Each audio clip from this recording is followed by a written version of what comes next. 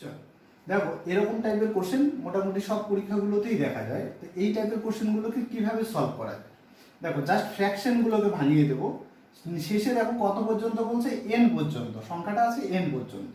তো ফ্র্যাকশনগুলোকে জাস্ট ভাঙিয়ে দাও। 3-এর সাথে 1 গুণ করলে 3, তার সাথে 1 যোগ করলে 4, 4/3 গুণ চিহ্ন, 4 × 4, তার সাথে 1 যোগ করলে 5, 5/4 গুণ 5 × 5, তার সাথে 1 যোগ করলে 6, 6/5 ফ্র্যাকশন আছে।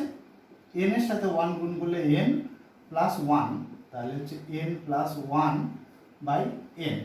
দেখো এখানে সিরিজ মেনটেন হচ্ছে, দেখো উপরের 4 নিচের 4, উপরের 5 নিচের 5, তাহলে উপরের 6টা কেটে যাবে, এখানে নিচের কোনো একটা সংখ্যা আসবে পরে, যেখানে এখানে গ্যাপ আছে, তাহলে 6 কেটে যাবে। তাহলে উপরের সংখ্যা এখানে বেঁচে থাকছে n প্লাস 1, তাহলে n প্লাস 1, আর নিচে থাকছে এখানে শুধু 3, এটাই হয়ে যাবে অ্যান্সার।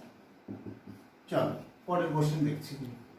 চলো তাহলে এরকম টাইপের কোশ্চেনগুলোকে কিভাবে সলভ করা যায় আমরা একটু আগেই দেখেছিলাম। যদি না দেখে থাকি তাহলে এইখান থেকে দেখে নাও। তাহলে ফ্র্যাকশনগুলোকে জাস্ট ভাঙিয়ে নেব। তাহলে 3 আর 1 গুণ করলে 3, -1, তাহলে হচ্ছে 2/3 গুণ 4 × 4, 1 বিয়োগ করলে হচ্ছে 3, 3/4, 5 × 5, 5 থেকে 1 বিয়োগ করলে 4, 4/5 ডট ডট, n এর সাথে 1 গুণ করলে n -1, তাহলে হচ্ছে n - 1/n।